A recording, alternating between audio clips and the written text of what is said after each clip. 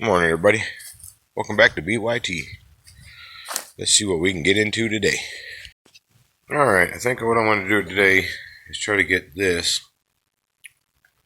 button back up into place. I don't have any insulation to stick in that side.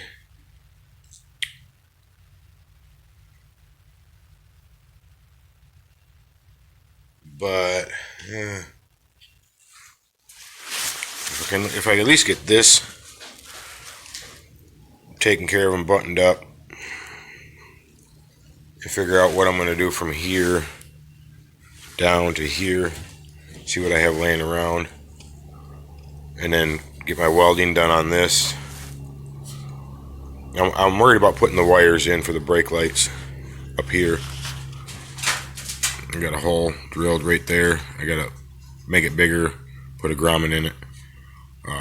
I'm worried about welding this and burning my wires up in there. So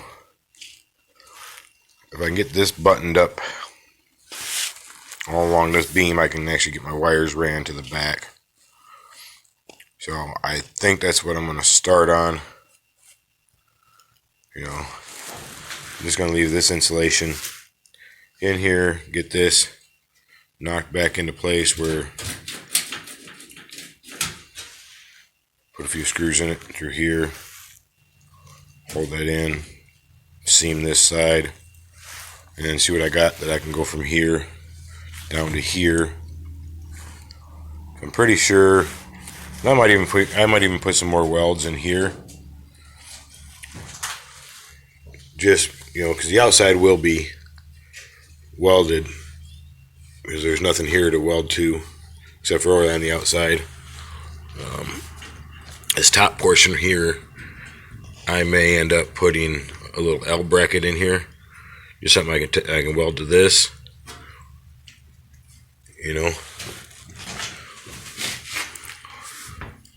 Something I can just weld to that. I might even just leave that arched like that. I might even be able to weld that.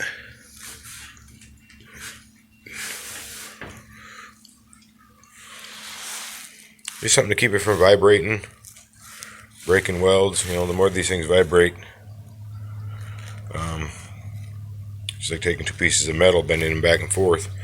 Eventually something's going to break.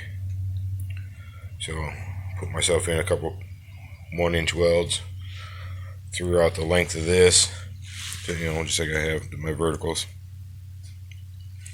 I even add another vertical down there in the corner. Finish the vertical up here up top.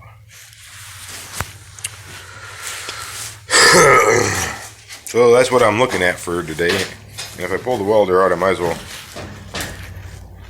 move this out of the way, finish the welds, put it back down, and get this,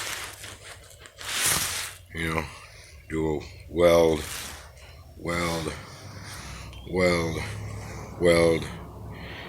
in between on that side, and come back, and then where this weld stops, start another one. Where this weld stops, start another one.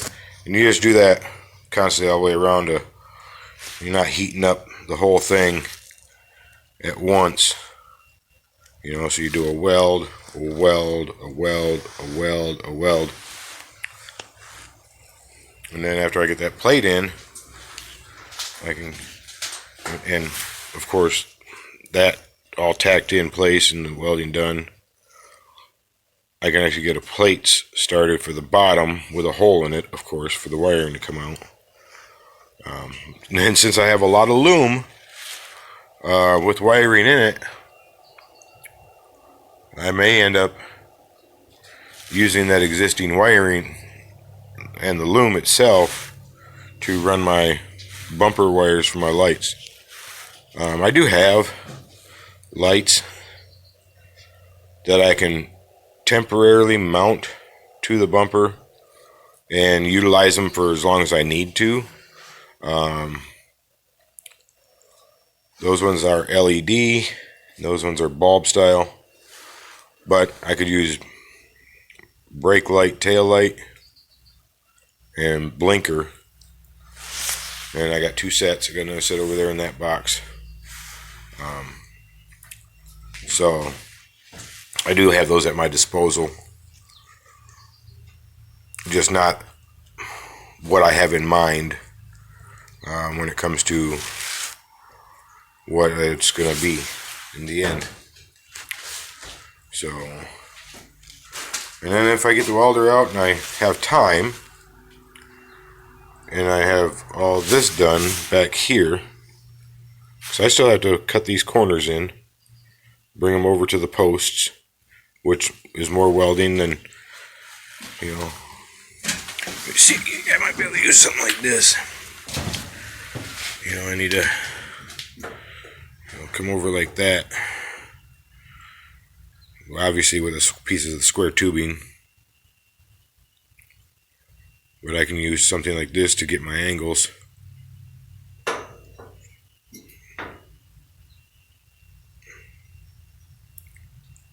You know, go from corner to corner. Draw a line here from underneath. That will give me the angle I need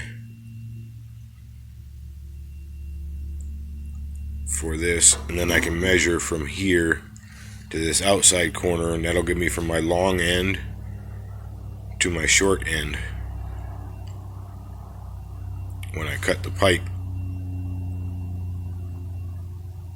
You know, it's going to be, if you look at it,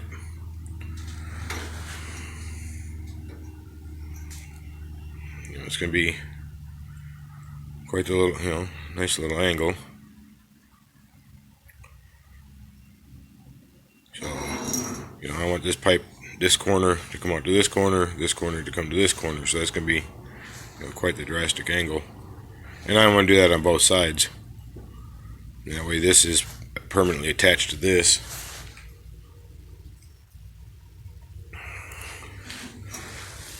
Oh, Lord.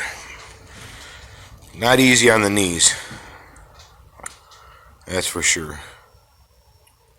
So, alright. When I figure out and actually get into it, get everything clamped up and tacked in place, and I'll come back and show you.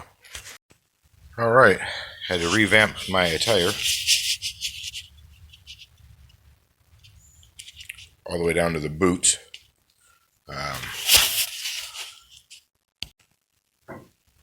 Something to kneel on, something to clean the visor of my helmet.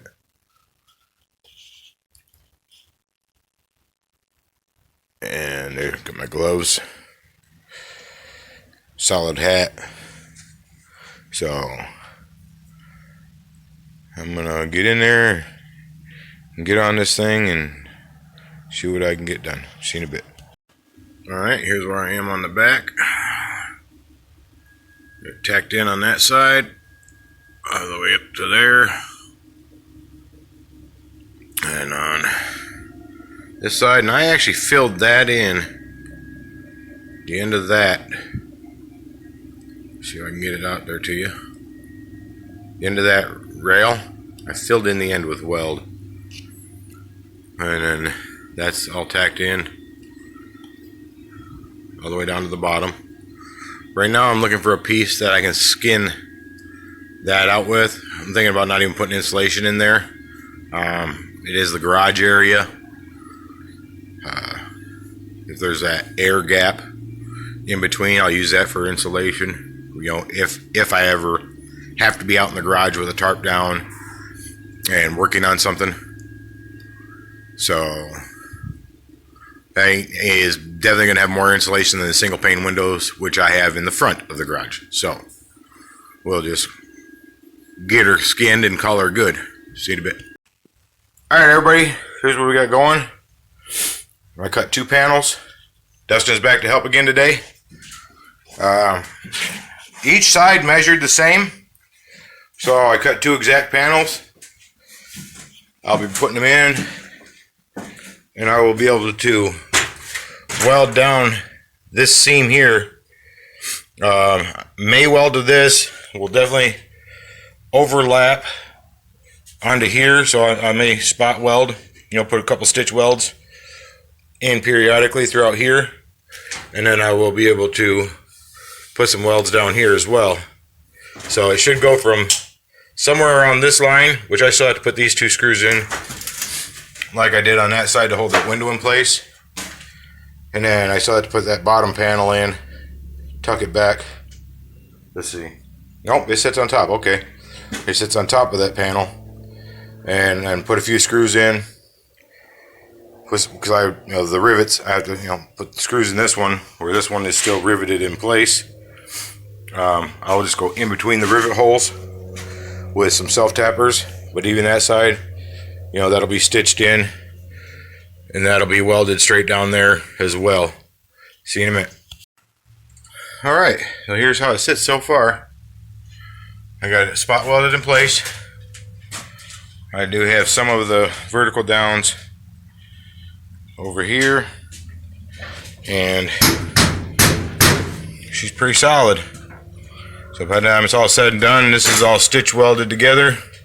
All the vertical downs are done here, and then I've had to put screws in here and here and over there, and I will do some vertical downs here, but I do have the screws in to help with this, pulling that in. So a vertical down here, that helped it.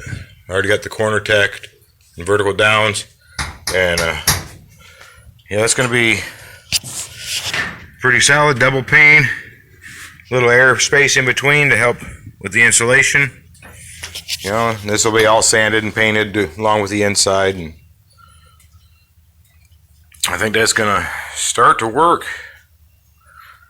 And I think it's going to help with structure. If anything happens, tree branches or whatever, hits the top of the bus, with this being welded solid, and welded solid down that pillar, I think it's going to help with the structural integrity of the garage area. So, because I've been thinking about what I'm going to do to raise and lower this gate, and I was thinking about like a double winch system, or a single winch with a double pulley, like maybe mounted above the door, with the rod goes across to a pulley with the cable on this pulley, and then another one over here with the cable on this pulley, and then the motor in the middle that drives both sides, coming out to a pulley. Put a pillar here up with a roller on it, so as the gate goes down, the cable can run on the roller, pull it back up, cable runs on the roller. Same thing, pulleys or rollers, however you want to classify them. So I will have to figure that out, unless I raise up a longer bar, the easy loader trailer gate systems, where it's got a long square tube with the spring inside of it. I may be able to mount something like that up here higher, because I need it closer to wherever the hinge point's going to be. Here is really where I want the cable, so as I go that way with it, it helps out with the weight. Because as I start to, how high this sits off the ground, I can actually pull these out first to get that to start to kick out, and then I can grab that, pull it out, and the weight of the gate on the springs will help lower it smooth and easy. So there's always that kind of option. Put one on both sides, one on each side, and pin the lower half of the gate in place when it's up. So, but that's that's a little ways down the road. But trying to get this done, especially this side. This side is important to get done first due to the electrical system on this side. I got thinking about this wire here that runs up to the strobe light. It's already up there. I may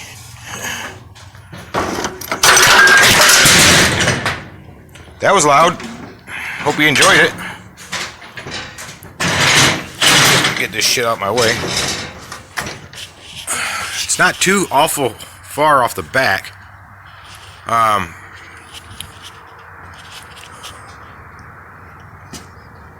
that might explain why it didn't work. The ground wire is off right here. I'll have Dustin try it. Hey Dustin, yeah. Can you start the bus? And then on the left-hand side panel up there, you'll see a strobe switch, or just turn the key on even. And then try to hit that strobe switch. The ground wire is off up here. I'm trying to see if it actually works. See where it says strobe? No. Does it say flasher? One of them's a strobe light.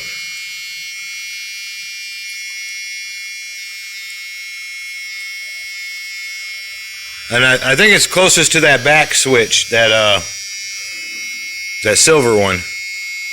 This one? Yeah, what's that one say? Vent power? What's the other one say? Defrost, heater, mid, heater rear, heater front, heater driver, aux fan. That was all.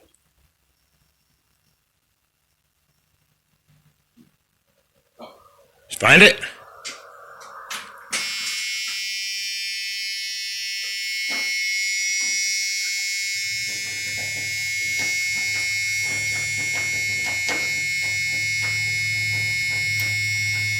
Yeah, because I know I got power to that wire. I've already tested it, but I don't have nothing to the strobe, even if playing with the ground wire here. So strobe's probably bad. I'm going to assume. But all right, Dustin, that's good. But what I'm thinking is a rear-facing spotlight here, facing down the ramp or on the back area, kind of like that, just not as powerful, mounted here, so we could have light. I could just use that strobe switch and turn on the rear facing, outdoor light. So that way I don't have to rewire nothing. I just change the label on the switch and mount it out here. I probably will do an LED. Anything that saves on power, I'm good. I'm up for. So yeah, I think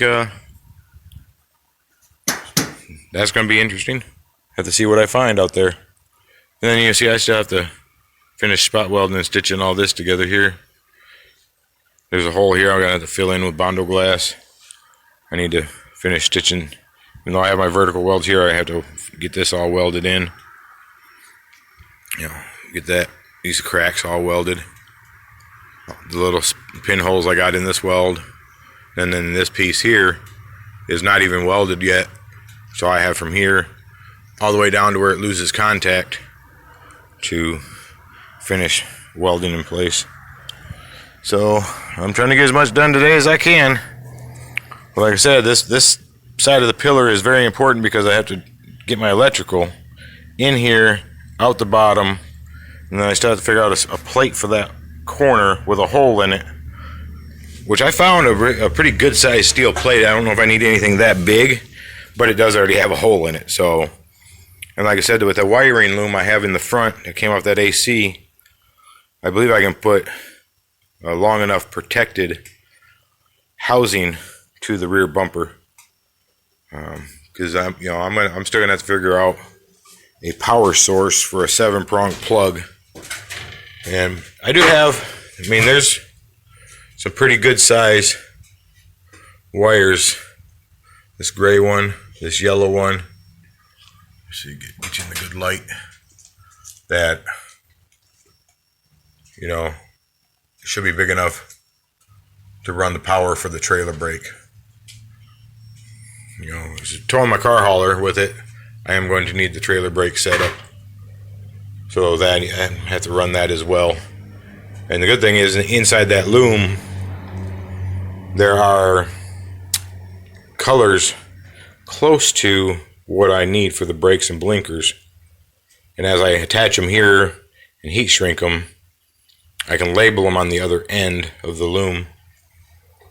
So, and I'm going to use the same drill bit that I used under the dashboard to drill this out. And I will have the loom coming out here, running straight down through and back and around to the rear bumper. So